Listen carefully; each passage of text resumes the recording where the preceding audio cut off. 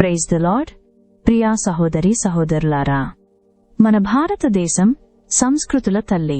అజంతా ఎల్లోరా వంటి మహత్తర గుహ కళల మధ్య మరొక నిశ్శబ్ద కథ ఉంది. ఇప్పుడు మనం చూడబోయేది, వినబోయేది క్రైస్తవ విశ్వాసం యొక్క తొలి చిహ్నాల కథ.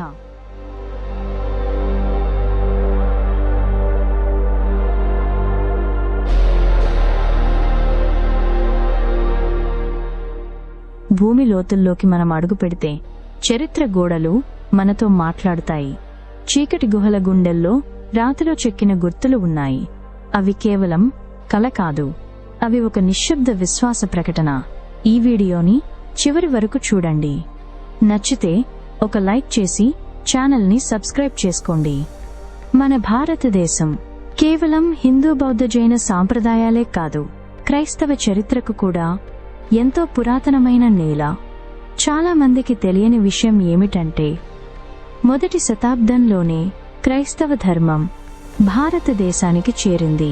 సంప్రదాయం ప్రకారం అపొస్తలుడైన సెయింట్ థామస్ క్రీస్తు శకం 52లో భారతదేశానికి వచ్చారని నమ్మకం ఉంది. ఆ కాలంలో క్రైస్తవులు బహిరంగంగా విశ్వాసాన్ని ప్రకటించలేకపోయారు. అందుకే వారు గుహలలో, కొండలలో, భూమిలోని గదుల్లో ప్రార్థనలు చేసేవారు. ఆ గుహల గోడలపై వారు వదిలిన చిత్రాలు కేవలం కళ కాదు, విశ్వాసపు రహస్య భాష. ఈరోజు మనం ఆ పురాతన గుహ చర్చిలలో కనుగొనబడిన క్రైస్తవ కళలో దాగి ఉన్న సింబాలిక్ అర్థాలను తెలుసుకుందాం.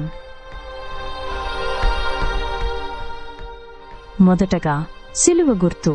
దీని అర్థం బాధలో విజయ సూచకమని.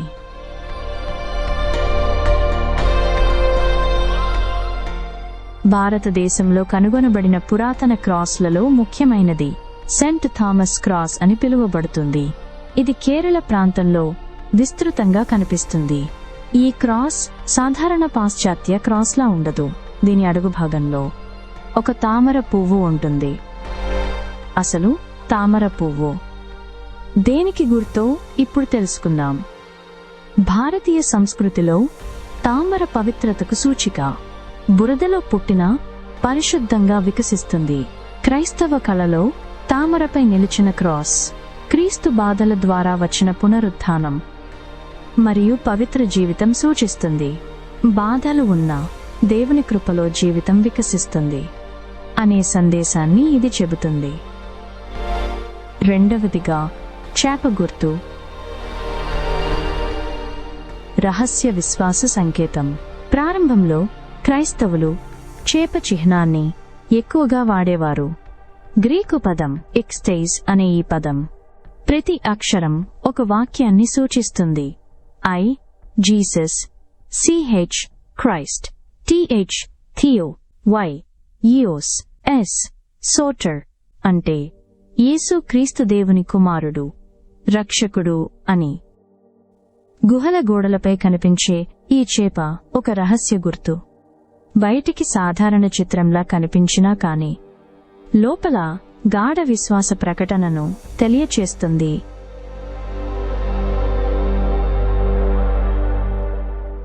మూడవదిగా ద్రాక్షవల్లి అనగా ఆధ్యాత్మిక ఏకత్వం అని. కొన్ని గుహ చర్చిలలో ద్రాక్షవల్లి నమూనాలు కనిపిస్తాయి. ఇది యోహాను సువార్తలో యేసు చెప్పిన మాటలను సూచిస్తుంది. నేనే ద్రాక్షవల్లి, మీరు కొమ్మలు అని. ద్రాక్షవల్లి అంటే జీవన ప్రవాహం. వేరుకు అనుసంధానం లేకపోతే కొమ్మ ఎండిపోతుంది. అలాగే దేవునితో అనుసంధానం లేకపోతే మన ఆత్మ కూడా ఎండిపోతుంది అని అర్థం. నాలుగవదిగా నెమలి అనగా నిత్య జీవం సూచకం. క్రైస్తవ కళలో నెమలి ఒక ముఖ్యమైన చిహ్నంగా భావించేవారు. ప్రాచీన విశ్వాసం ప్రకారం నెమలి మాంసం చెడిపోదని భావించేవారు. అందుకే ఇది నిత్య జీవాన్ని సూచిస్తుంది. భారతదేశంలో నెమలి ఒక జాతీయ పక్షి మాత్రమే కాదు, క్రైస్తవ కళలో అది పునరుత్థానానికి సూచికగా మారింది. ఐదవదిగా దీపం అనగా క్రీస్తు వెలుగు. గుహలలో దీపస్తంభాలు, దీపాకార చెక్కులు కనిపిస్తాయి. ఇవి సూచించే సందేశం ఏమనగా అంధకారంలో వెలుగు ప్రకాశిస్తుంది అని. గుహ అంటే చీకటి, అందులో వెలిగిన చిన్న దీపం, అది విశ్వాసం, అది ఆశ, అది క్రీస్తు. భారతదేశంలోని ముఖ్యంగా పేర్కొనబడిన ప్రాచీన క్రైస్తవ స్థలాలుగా చెన్నైలోని సెంట్ థామస్ మౌంట్, కేరళలోని మలయాట్టూర్ కొండ, పాత సిరియన్ క్రైస్తవ గుహ ప్రార్థనా స్థలాలు. ఈ ప్రదేశాలు కేవలం పర్యాటక కేంద్రములు కాదు, విశ్వాస చరిత్రకు సాక్ష్యాలు. ప్రియమైన సహోదరీ సహోదరులారా, ఆ గుహల గోడలపై చెక్కిన చిహ్నాలు కేవలం కళాకృతులు మాత్రమే కాదు, అవి భయంతో జీవించిన, విశ్వాసాన్ని కోల్పోని ప్రజల హృదయాల ప్రతిధ్వని. బాధ తర్వాత మహిమ ఉంది అని క్రాస్ చెబుతుంది. యేసు నా రక్షకుడు అని చేప చెబుతుంది. దేవునితో కలిసే జీవితం ఉంది అని ద్రాక్షవల్లి చెబుతుంది. మరణంతోనే అంతా అంతిమం కాదు అని నెమలి చెబుతుంది. చీకటిలో కూడా వెలుగు ఉంది అని దీపం చెబుతుంది. మనము కూడా ఆ పురాతన విశ్వాసుల్లా ప్రపంచం చీకటిలో ఉన్నా క్రీస్తు వెలుగును ప్రతిబింబించగలమా? ఒకసారి ఆలోచన చేయండి. మీ హృదయాలను తెరవండి. ఈ వీడియో మీకు ఆశీర్వాదంగా అనిపిస్తే లైక్ చేయండి, షేర్ చేయండి మరియు సబ్స్క్రైబ్ చేయండి. ఆమెన్.